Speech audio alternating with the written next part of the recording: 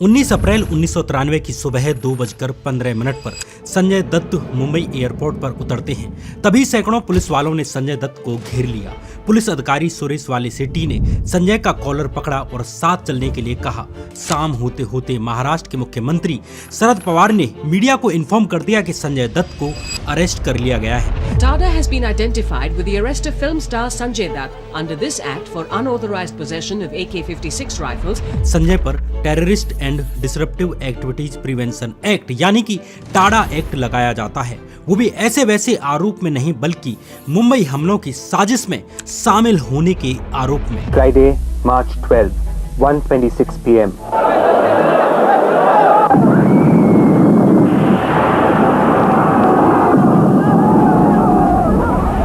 Mumbai police के तत्कालीन joint commissioner of police M N Singh और राकेश मारिया ने संजय से पूछताछ की, लेकिन संजय ज्यादा देर तक इन दोनों के सवालों को सहन नहीं कर सके और उन्होंने अपना गुनाह कबूल कर लिया। The charge against Dutt centered around his receiving at his home a consignment of arms, 3 AK-56 rifles, 9 magazines, 450 cartridges and hand grenades from 3 associates of the D Company. 12 मार्च 1993 के दिन मुंबई में एक के बाद एक बड़े बम धमाके होते हैं। इन धमाकों में 257 लोगों की जान चली जाती है और 713 लोग घायल होते हैं। इस हमले की साजिश रची थी दाऊद इब्राहिम ने, जिसके पीछे बड़ा कारण था बाबरी मस्जिद का ढहाया जाना और उसके बाद हुए दंगे।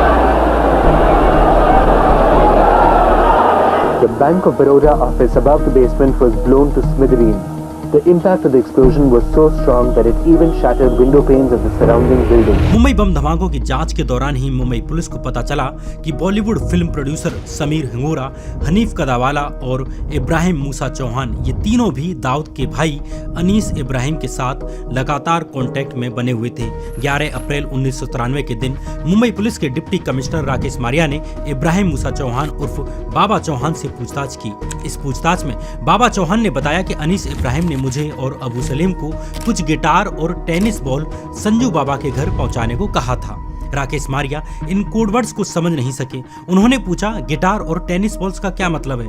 बाबा चौहान ने जवाब दिया, साहब गिटार मतलब AK-56 राइफल और टेनिस बॉल्स मतलब हैंड ग्रेनेड। जब राकेश मारिया ने पूछा कि ये संजू बाबा कौन है, तो बाबा चौहान बोला, फिल्म स्टार संजय दत्त। सभी बड़े अखबारों ने संजय दत्त के नाम की हेडलाइन के साथ बड़े बड़े आर्टिकल्स छाप दिए। इस समय संजय दत्त मॉरिशस में थे और अपनी फिल्म आतिश की शूटिंग कर रहे थे। संजय दत्त ने मुंबई पुलिस कमिश्नर अमरजीत सिंह सामरा के पास फोन किया और कहा, सर मैंने सुना है कि आपने प्रेस कॉन्फ्रेंस में कहा है कि मैं बम धमाकों में शामिल हूँ। इस पर अमरजीत सिंह सामरा ने कहा कि हनीफ और समीर ने आपका नाम लिया है। इस पर संजय बोले, सर आप चाहें तो मैं अपनी शूटिंग कैंसिल करके तुरंत वापस आ सकता हूँ। पुलिस कमिश्नर सामरा संजय के पिता सुनील दत्त को अच्छी तरह से जानते थे, इसलिए उन्होंने संजय से कहा, बेटा कोई जल्दी नहीं है, अपना काम खत्म करो और जब तुम्हारा शेड्यूल हो तब वापस आना। लेकिन 6 दिन बाद जैसे ही संजय मुंबई एयरपोर्ट पर उतरते हैं, संजय को अरेस्ट कर लिया जाता है। 26 अप्रैल 1993 के दिन टाडा कानून के तहत संजय का कबूलनामा दर्ज किया गया। मुंबई पुलिस के डीसीपी कृष्णलाल बिश्नोई के सामने अपने कबूलनामे में संजय ने कहा, मेरे पास 3 लाइसेंसी हथियार थे, एक 270 राइफल, एक 375 मैग्नम डबल बैरल राइफल और एक 12 बोर डबल बैरल गन। मुझे शिकार का शौक था, इसलिए ये हथियार रखे थे। अक्सर मैं अपने दोस्त यूसुफ नलवाला के साथ शिकार पर भी जाता था। अपने कबूलनामे में संजय ने कहा कि साल 1991 में जब मैं फिल्म यलगार की शूटिंग के लिए दुबई गया हुआ था, तो फिरोज खान ने मेरी मुलाकात दाऊद इब्राहिम और उसके भाई अनीस से करवाई। इसके बाद अनीस अक्सर हमसे मिलने के लिए आने लगा। मैं हनीफ कडावाला और समीर हिंगोरा को पहले से जानता था। उनकी कंपनी मैग्नम वीडियो थी और उन्होंने मुझे अपनी फिल्म सनम में साइन किया था। शूटिंग की तारीखों के सिलसिले में वे लोग अक्सर मेरे घर पर आते रहते थे। हनीफ ने मुझसे कहा कि अगर चाहूं तो वो मेरे लिए एक ऑटोमेटिक हथियार मंगवा सकता है। शुरू में मैंने टाल दिया, लेकिन बार बार कहने पर आखिरकार मैं मान गया। जनवरी 1993 की एक रात करीब 9 बजे समीर और हनीफ मेरे घर आते हैं। उनके साथ एक और शख्स था, अबू सलीम। उन्होंने कहा कि कल सुबह हथियार लेकर आएंगे। अगले दिन सुबह वो तीनों मेरे घर आए और एक मारुति वैन में हथियार लेकर पहुंचे। उस वैन में 3 AK-56 राइफलें थीं, जिन्हें देखकर मैं घबरा गया। मैंने घर से कपड़ा लाकर उन्हें दिया और उन्होंने उन राइफलों को बांधकर मुझे पकड़ा दिया। उनके साथ करीब 250 राउंड गोलियां भी थीं। मैंने कहा मुझे सिर्फ एक हथियार चाहिए, लेकिन उन्होंने कहा बाकी 2 फिलहाल के लिए रख लो, जरूरत ना हो तो हम वापस ले जाएंगे। उन्होंने मुझे कुछ भूरे रंग के हैंड ग्रेनेड भी दिखाए। मैंने साफ मना कर दिया कि ये सब मेरे घर से तुरंत ले जाओ। वीडियो में आगे बढ़ने से पहले मैं आपको एक इंटरेस्टिंग ऐप मार्केट वुल्फ से इंट्रोड्यूस कराना चाहता हूं। ये एक सेबी रजिस्टर्ड ट्रेडिंग ऐप है। यहाँ पर आप शेयर मार्केट में इन्वेस्ट कर सकते हैं और ट्रेड दोनों कर सकते हैं।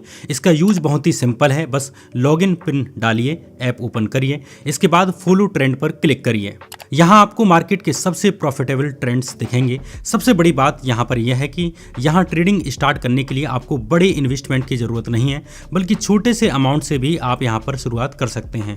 मार्केट वुल्फ का सबसे यूजफुल फीचर है इसका इनबिल्ट स्टॉप लॉस, जो आपको बड़े लॉस से बचाता है। और अगर ब्रोकरेज चार्जेस की बात करें तो ये इंडस्ट्री में सबसे ज्यादा लोवेस्ट ब्रोकरेज है। सिर्फ 99 रुपए में लाइफ टाइम एक्सेस मिलता है। यहाँ आप gold, silver, crude oil, natural gas जैसी कमोडिटीज में भी ट्रेड कर सकते हैं, वो भी सुबह 9 बजे से रात 12 बजे तक।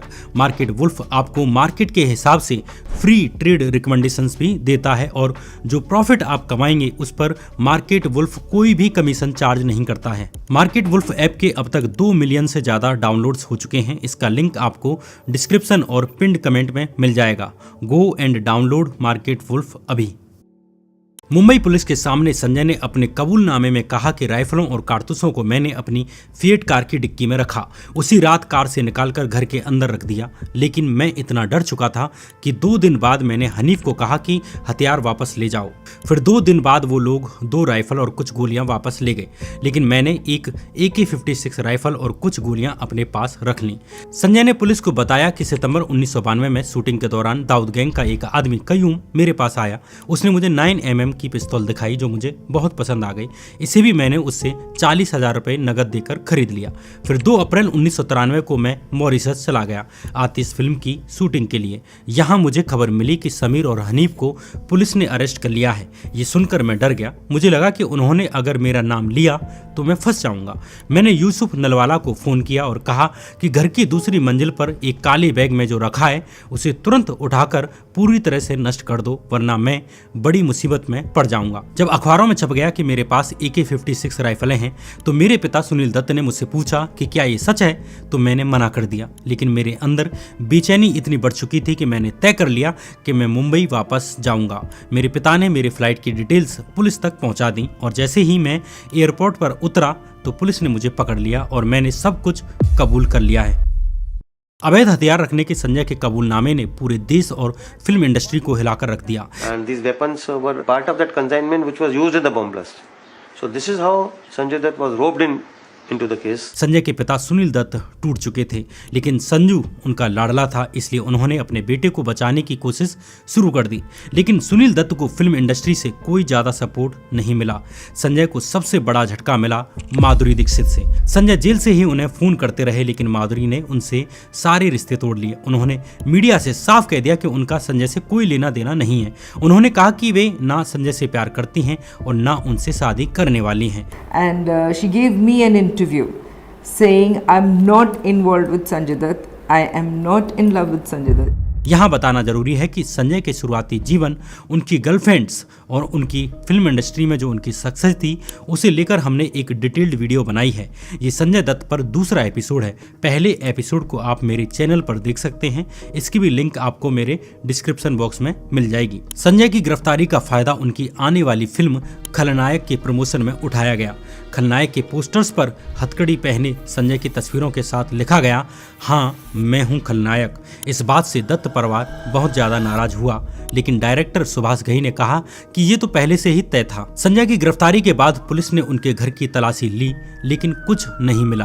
5 मई 1993 के दिन संजय को हाई कोर्ट से इंटरिम बेल मिल जाती है, यानी कि अंतरिम जमानत मिल जाती है। संजय ने वापस से काम करना शुरू कर दिया। उनकी रुकी हुई फिल्में गुमराह और साहिबान रिलीज होती हैं और हिट रहती हैं। एक बार फिर संजय टॉप पर थे। इसी समय संजय का नाम मॉडल रिया पिल्लई के साथ जुड़ने लगा, लेकिन कानूनी मुसीबतें खत्म नहीं हो रही थी।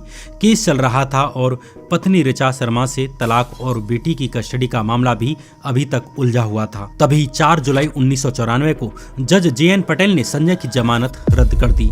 इस बार संजय को ठाणे जेल की अंडा सेल में रखा गया, जो हाई सिक्योरिटी कैदियों के लिए होती है। ये एक छोटी अंधेरी कोठरी थी जहां पर रोशनी भी नहीं आती थी। इस जेल में संजय बुरी तरह से टूट जाते हैं। जेल में संजय अकेलेपन से जूझ रहे थे।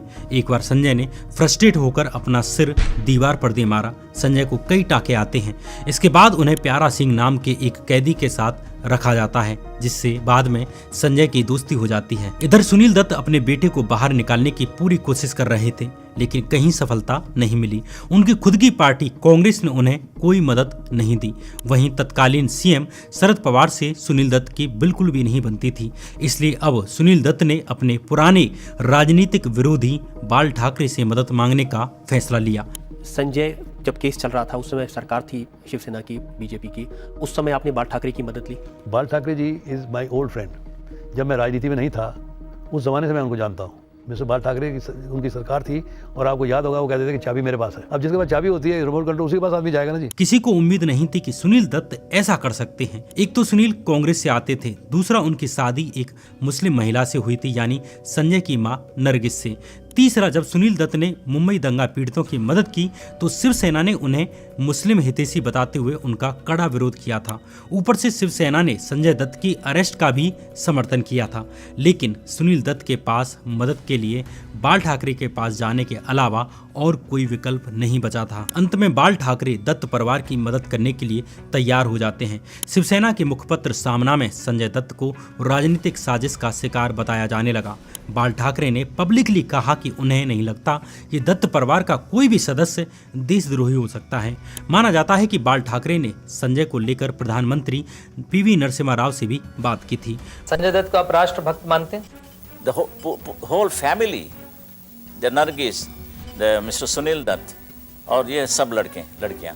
बाल ठाकरे के खुलकर समर्थन में आने के बाद अब संजय को बाकी जगह से भी मदद मिलने लगी। दिलीप कुमार, शत्रुघ्न सिन्हा और राज बब्बर जैसे बड़े अभिनेता भी राष्ट्रपति शंकर दयाल शर्मा और प्रधानमंत्री PV नरसिम्हा राव से जाकर मिलते हैं। मार्च 1995 में महाराष्ट्र में शिवसेना BJP की सरकार आ जाती है, जिससे संजय के मामले में अब और मदद मिलने लगी। यानी बाल ठाकरे खुद महाराष्ट्र की सरकार में ताकत में आ गए। कहा था कि संजय दत्त को छोड़ देंगे जब आपकी सरकार आएगी। आपकी सरकार आ गई, आज 4 महीने हो गए, संजय दत्त तो भी जेल से छूटे नहीं। हमारी सरकार आने के बाद संजय रिहा होना चाहिए, रिहाई होनी चाहिए उनकी। ठीक है, मैं कर रहा हूँ, करूँगा भी।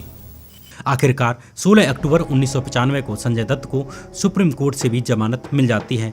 संजय दत्त को 15 महीने जेल में बिताने पड़े।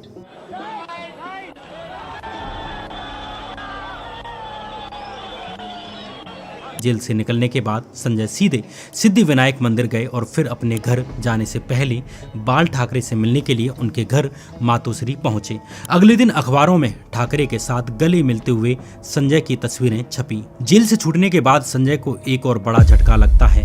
कैंसर से लड़ रही उनकी पत्नी यानी ऋचा शर्मा की हालत बिगड़ती जा रही थी। दिसंबर 1996 को न्यूयॉर्क में ऋचा शर्मा का निधन हो जाता है। हालांकि संजय और ऋचा के बीच तलाक और बेटी त्रिशाला की कस्टडी को लेकर कड़वाहट चल रही थी, लेकिन ऋचा की मौत ने संजय को अंदर से तोड़ दिया। अब संजय अपनी बेटी त्रिशाला को खोना नहीं चाहते थे। पहले ही वे अपनी मां को खो चुके थे, लेकिन ऋचा के परिवार ने संजय के टाड़ा केस के कारण अपनी बेटी की कस्टडी संजय को देने से इनकार कर दिया। इसलिए दोनों परिवारों के बीच फिर से कानूनी लड़ाई शुरू हो जाती है।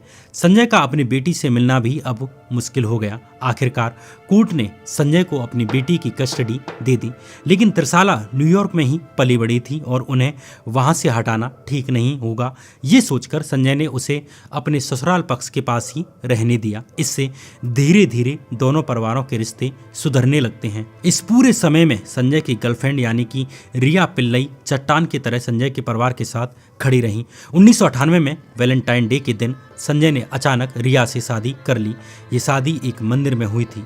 संजय ने दोबारा से काम पर ध्यान देना शुरू कर दिया। साल 1999 में आई महेश मांजरेकर की फिल्म वास्तव संजय के करियर की सबसे अच्छी फिल्मों में से एक मानी जाती है। ये देख रही है, ये देख असली असली 50 तोला कितना? 50 तोला। जिसके लिए संजय को बेस्ट एक्टर का पहला फिल्म फेयर अवार्ड मिला। लेकिन संजय के सामने एक और मुसीबत आन पड़ी। संजय अभी भी अंडरवर्ल्ड के संपर्क में थे। सीबीआई ने नवंबर 2000 में दाऊद इब्राहिम के गुर्गे छोटा शकील के साथ संजय की बातचीत टैप कर ली। These are the excerpts of the telephonic conversation between Bollywood star Sanjay Dutt and underworld don Chhota Shakil, the tape of which has been released by the Mumbai police. 11 नवंबर 2000 की रात को नासिक के होटल ताज residency में Sanjay Dutt, director Sanjay Gupta और महेश मांजरेकर और producer Harish सुगंध ने 45 minute तक कराची में बैठे छोटा शकील से बातचीत की थी। तो एक चीज दूँ आपको, वो चिकना जो है करिश्मा को फोन करके बोलता है कि तेरी माँ की। इस बातचीत में पता चला कि संजय और बॉलीवुड के कई लोग अंडरवर्ल्ड के कितने करीब हैं। इस टैप्ड कॉल में संजय दत्त को एक टी शर्ट के बारे में बात करते हुए सुना गया जो उन्होंने शकील के लिए खरीदी थी। भाभी कैसे? हाँ सब ठीक है, फर्स्ट क्लास। एक दिन भाभी से बात करवाना पड़ेगा। पक्का। वे एक बॉलीवुड डांस डायरेक्टर की सेक्स लाइफ के बारे में भी चटकारे लेकर बात कर रहे थे। शकील ने संजय से ये भी पूछा कि उनके लिए दुबई से क्या भेजना है। तुम्हारा भी बोला, मतलब जो बोलेगा फिगर लिख के दे देना, मना नहीं करना। नहीं भाई, क्या बात कर रहे हो यार? नहीं, वो तुम लोगों की मोहब्बत है ना, लेकिन मेरा भी तो फर्ज बनता है ना कि यार मैं भी अपने उससे पूरा उतरूँ ना। कल को मेरे को कोई नहीं बोलेगा, तुम लोग कहीं नहीं बोलेगे भाई ने हमारे लिए कुछ कम दिया ना। पत्रकार एस हुसैन जैदी ने अपनी किताब my name is Abu Salim में बताया है कि छोटा शकील अबू सलीम को मारना चाहता था और उसने अपनी इस साजिश में संजय को इस्तेमाल किया जो कभी अबू सलीम के दोस्त हुआ करते थे। लेकिन अबू सलीम को इसकी खबर लग जाती है और उसने संजय को गोवा में मारने की योजना बनाई। अबू सलीम ने संजय को मारने के लिए 4 शूटर्स भेजे थे जिनसे गोवा या मुंबई एयरपोर्ट पर संजय को मारने को कहा गया था। संजय को इसके बारे में पता चल जाता है। अपनी जान बचाने के लिए संजय अपने होटल के कमरे में ही अपने दोस्तों को फोन करने लगे ताकि अबू सलीम से समझौता हो सके। अंत में अकबर खान नाम के एक आदमी ने सलीम को मनाया। अकबर ने एक बार सलीम की जान बचाई थी, तभी से अबू सलीम उसका एहसान मानता था। सलीम ने कहा कि उसके शूटर्स तब तक संजय को हाथ नहीं लगाएंगे जब तक कि वे अकबर खान की कार में रहेंगे। इस तरह जैसे तैसे अकबर खान के कारण संजय दत्त की जान बच सकी। इधर संजय और रिया पिल्लई के बीच की दूरी भी बढ़ने लगी। संजय के पाकिस्तान की बैली डांसर नादिया दुर्रानी के साथ अफेयर की खबरें आने लगी। वहीं रिया पिल्लई का नाम अब टेनिस खिलाड़ी लिएंडर पेस के साथ जुड़ने लगा था। आगे संजय और रिया ने साल 2008 में जाकर तलाक लिया, लेकिन वे अलग पहले से ही हो चुके थे। साल 2003 में संजय की फिल्म मुन्ना भाई MBBS आती है। ये फिल्म इतनी ज़्यादा सुपरहिट रहती है कि संजय की एक प्यारे भाई की इमेज बन जाती है। जादू की झप्पी और टेंशन नहीं लेने का जैसी फिल्म के डायलॉग्स मशहूर हो जाते हैं। इस फिल्म ने संजय के प्रति जनता में एक soft and positive image create की। संजय की जिंदगी में एक बार फिर सब ठीक होने लगा था। साल 2005 में दत्त परिवार अपने नए घर इंपीरियल हाइट्स में शिफ्ट होने की तैयारी कर रहा था। तभी 25 मई 2005 को सुनील दत्त को दिल का दौरा पड़ जाता है और नींद में ही उनकी डेथ हो जाती है। मां के बाद अब पिता की मौत ने संजय को बड़ा सदमा दे दिया।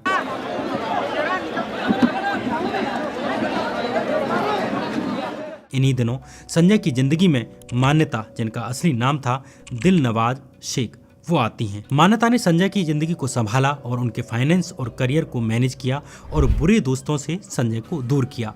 साल 2006 में राजकुमार हिरानी मुन्ना भाई MBBS की सीक्वल लगे रहो मुन्ना भाई लेकर आते हैं। ये फिल्म भी संजय की इमेज के लिए बड़ी ही अच्छी साबित होती है। इससे पब्लिक ओपिनियन अब संजय की तरफ आने लगे। इधर संजय के ऊपर चल रहे टाडा केस के फैसले का दिन भी आ जाता है, जिस केस में संजय अभी तक जमानत पर बाहर थे। 28 नवंबर 2006 के दिन जज PD कोड़े ने कहा, CBI ये साबित नहीं कर पाई कि दत्त के घर पहुंचे हथियार वही थे जो टाइगर मेमन और बाकी लोगों ने धमाकों के लिए तस्करी कर लाए थे, इसलिए उन पर धमाकों में मदद करने का आरोप नहीं बनता। PD कोड़े ने आगे कहा कि संजय के कबूलनामे और दूसरे सबूतों को देखते हुए ये माना जाता है कि हथियार उसने अपनी सुरक्षा के लिए रखे थे, इसलिए टाडा की धारा 5 के तहत दोषी नहीं ठहराया जा सकता। कुल मिलाकर कोर्ट ने संजय को इलीगल हथियार रखने का दोषी तो माना, लेकिन मुंबई बम धमाकों की साजिश में शामिल होना नहीं माना। जज पीडी कोड़े ने कहा कि मेरे हिसाब से संजय आतंकवादी नहीं है। अंततः 31 जुलाई 2007 के दिन टाडा कोर्ट ने संजय को इलीगल हथियार रखने के कारण 6 साल की कठोर जेल की सजा सुनाई। संजय को गिरफ्तार करके मुंबई की आर्थर रोड जेल भेज दिया जाता है। जेल में रहते हुए संजय ने इस सजा के खिलाफ आगे की कोर्ट में अपील दायर कर दी। 27 नवंबर 2007 के दिन सुप्रीम कोर्ट ने संजय को दोबारा से जमानत दे दी और संजय दोबारा से फिल्मों में काम में लग जाते हैं। 7 फरवरी 2008 के दिन संजय ने गोवा में मान्यता से शादी कर ली। इस शादी में उनकी बहनें शामिल नहीं हुई, क्योंकि संजय की बहनों को यानी कि प्रिया और नम्रता को मान्यता पसंद नहीं थी। इसी समय संजय ने राजनीति में हाथ आजमाने का फैसला ले लिया, लेकिन वे कांग्रेस से नहीं जुड़े, जिससे कि उनके पिता सांसद रहे थे, बल्कि वे मुलायम सिंह यादव की पार्टी समाजवादी पार्टी से जुड़ जाते हैं। दरअसल ये वो समय था जब समाजवादी पार्टी अमर सिंह के प्रभाव में बॉलीवुड स्टार्स को अट्रैक्ट कर रही थी, इसलिए संजय भी सपा से जुड़ जाते हैं। साल 2009 के लोकसभा चुनाव में सपा ने संजय दत्त को लखनऊ से उम्मीदवार बना दिया। संजय ने चुनाव लड़ने की तैयारियां भी शुरू कर दी। लखनऊ में रैली की और सिर पर एसपी की लाल टोपी पहनकर रोड शो किया, लेकिन यहाँ पर एक पेच सामने आ जाता है। कानून के हिसाब से जिस व्यक्ति को 2 साल से ज्यादा की सजा हुई हो, वो अपनी सजा पूरी होने के 6 साल बाद तक चुनाव नहीं लड़ सकता था। संजय को टाडा कोर्ट से 6 साल की सजा हो चुकी थी, इसलिए संजय ने अपने कन्विक्शन पर रोक लगाने के लिए सुप्रीम कोर्ट में याचिका दायर कर दी ताकि वे चुनाव लड़ सकें, लेकिन सुप्रीम कोर्ट ने संजय के कन्विक्शन पर रोक नहीं लगाई और फैसला सुनाया कि संजय चुनाव नहीं लड़ सकती। इस तरह संजय की जगह पूर्व मिस इंडिया नफीसा अली को लखनऊ से उतारा जाता है सपा की तरफ से। वहीं संजय को सपा पार्टी में महासचिव बना दिया जाता है ताकि वे सपा के लिए चुनाव प्रचार कर सकें। हालांकि बाद में संजय ने समाजवादी पार्टी छोड़ने के साथ ही राजनीति से भी एक तरह से संन्यास ले लिया। संजय की डबल धमाल, सन ऑफ सरदार जैसी फिल्में आती हैं जो हिट रहती हैं। साल 2012 में संजय की अग्निपथ फिल्म आती है जिसमें संजय ने विलेन कांचा चीना का रोल किया।